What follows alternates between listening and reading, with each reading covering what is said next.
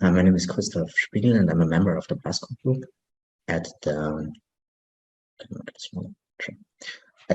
University of Heidelberg. And I will start with the first talk, which has the title 4D printed programmable structures from macro to microscale. And yeah, I will first give a short introduction about 4D printing, about the materials we use, and about the printing techniques. And then I will talk about the project itself.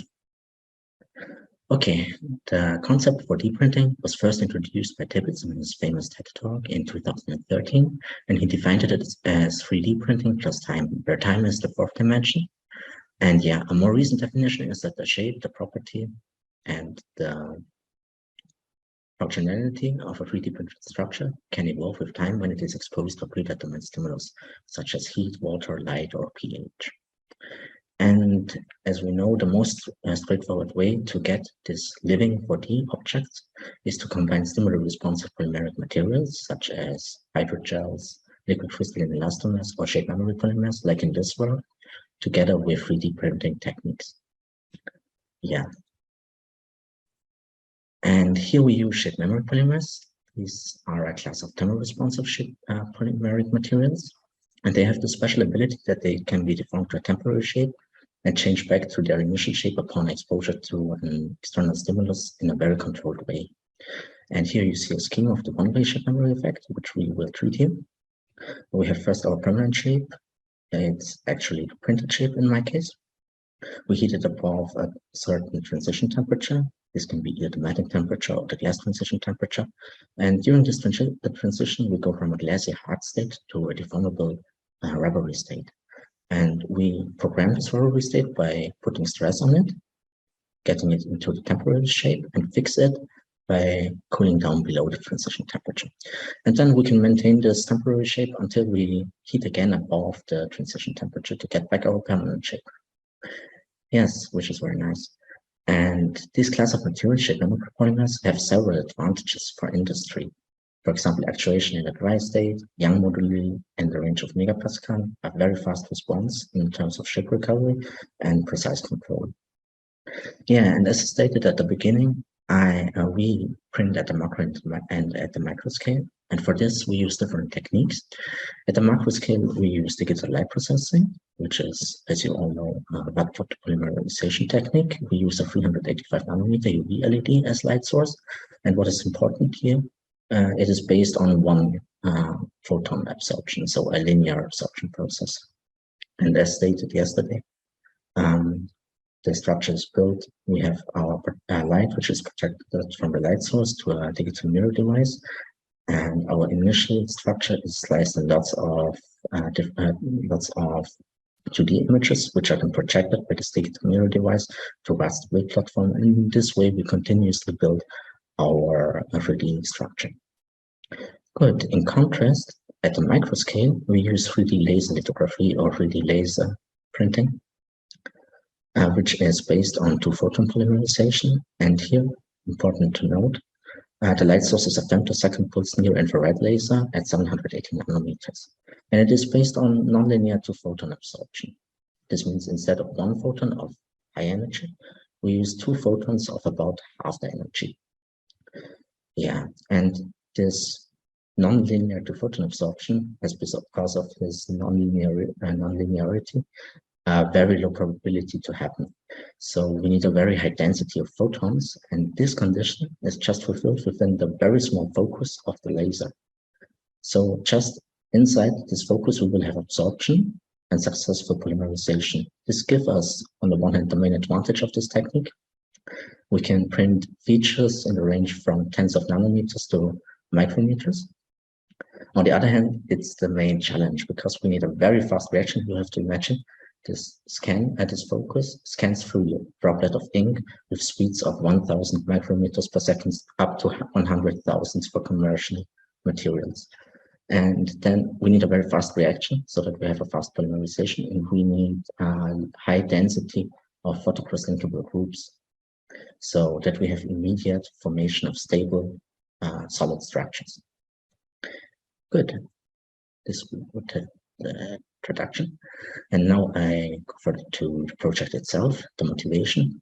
At the beginning, when we started with this project, we did a literature research and we found that there are several examples of 4D printed programmable shape memory polymers present at the Macroscale. The Microscale was at that time just sparsely explored. Nowadays, we have a few examples, but there is no example that bridges the macro and the microscale. So, and we wanted to fill this void, so we defined specific aims for us. First of all, we want to identify a functional shape memory polymer ink system suitable for both scales and both printing techniques. Then, in the next step, we want to optimize the system for each printing technique in terms of composition and additives. You know, the two printing techniques are quite different, so in the end, we would have a micro and a macro formulation, but the basic units of the formulation are the same. And in the third step, we want to optimize the printability and the shape memory effect for both resulting formulations. Okay. In the first step, we identified ink components, and we found a TG-based ink system consisting of three components: monofunctional isovinyl acrylate, which acts as main chain builder and is responsible for the shape memory effect, and a system of two cross-linkers, the soft one, Factor A575, and this the acrylate here, the stiff one. These are mainly responsible for the printability, but they also have an effect on the glass transition temperature, as you will see later. Okay. Having this basic system, we adapted it for DLP printing at the Macroscale, so we added a photo initiator. Here we used URBQ819, which is suitable for our curing conditions at 385 nanometers. We also added a photo absorber Sudan to reduce our minimal layer height and to optimize our set resolution. And also a bit of hexyl acrylate, because we found that it improves the deformability in the rubber state in our case. Okay. Having the formulation, we searched for printing conditions, and we found two suitable intensities, one at 13 milliwatt per square centimeter, one at 8 milliwatt per square centimeter. And we could print both with layer thicknesses of 50 and 100 micrometer. And yeah, having this, we prepared several structures, simple ones like this frame or this double platform structure, to more elaborated ones like this infinity ring, to more complex ones like this cubic grid structure. And as you can see, there are hardly any transitions visible between the layers. So, and we have excellent surface finish, which indicates a very good printing process. Okay. Having the formulation, having the printing conditions, we prepared samples and sent them to our collaborator, Dr. Maximilian Wagner from the Schwarz Group at the MPI Stuttgart. And he did dynamic nanomechanical analysis first so that we get the viscoelastic properties. And from this, we evaluated for both intensities, TGs, in the range of 70 degrees. We determined it at a peak of Gallups modulus here. Okay, having this knowledge, we prepared the shape memory procedure. We did our programming at 80 degrees. The fixation was possible at room temperature, and the recovery again at 80 degrees. On the right here, you see the qualitative results for the double platform structure, the infinity ring, and the frame-like structure. As you can see, programming worked quite well. It was good. It had a good deformability at 80 degrees, and we had a nice shape change or fixation. And recovery also works more or less perfectly, as you can see here. So the recovered shape and the prominent shape are hardly indistinguishable.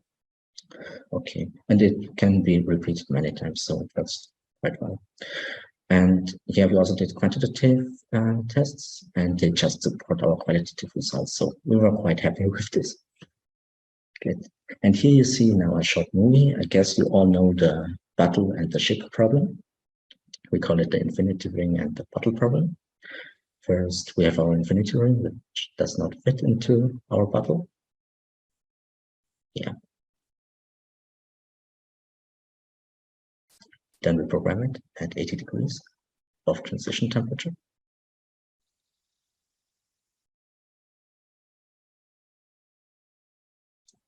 Mix it in water at room temperature.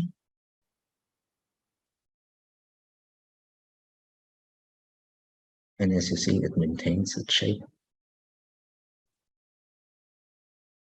without a problem. And yeah, now it fits inside the bottle. And the bottle is filled with preheated water at 80 degrees. So we have immediate shape recovery. You can see here. Yeah, no, we could not get it up. Great. So we have solved the problem at the macro scale, but we should still have the challenge at the micro scale. So we adapted our basic system for 2PLP printing at the micro scale. The first step here was we need a higher density of acrylate groups, otherwise the formulation would not be printable. And the easiest way to do this is to increase the amount of crosslinker. So we went to 50% more of crosslinker in total for our ink. And simultaneously, we removed all the additives like hexylacrylate or Sudan 1 because they are absolutely not necessary anymore. What was quite nice is that we still could use the ErgoQ819 photon initiator for the two-photon process because ErgoQ819 has quite good two-photon absorption cross-section, so it's usable. Good. In the next step, we tested the printability. We found that we can print with a scan speed of 1,000 micrometers per second, laser powers between 19.5 and 22.5 milliwatt, but this often depends on the structure type. And then we printed a range of different structures. Here, the micrometric version of the double platinum structure, or a trap, or this infinity ring. And what I want to point out is that we can print overhanging features, which is quite nice for inks containing monofunctional monomers. And we could print solid features without defects. Sometimes when you print with two-photon polymerization, you will see in the pictures in literature small bubbles on surfaces. These result from micro explosions, and then the ink is not completely stable. But in our case, we were quite happy. It works fine, and yeah, nice pictures. Good. So as you have seen, we have changed the formulation a bit in the ratios.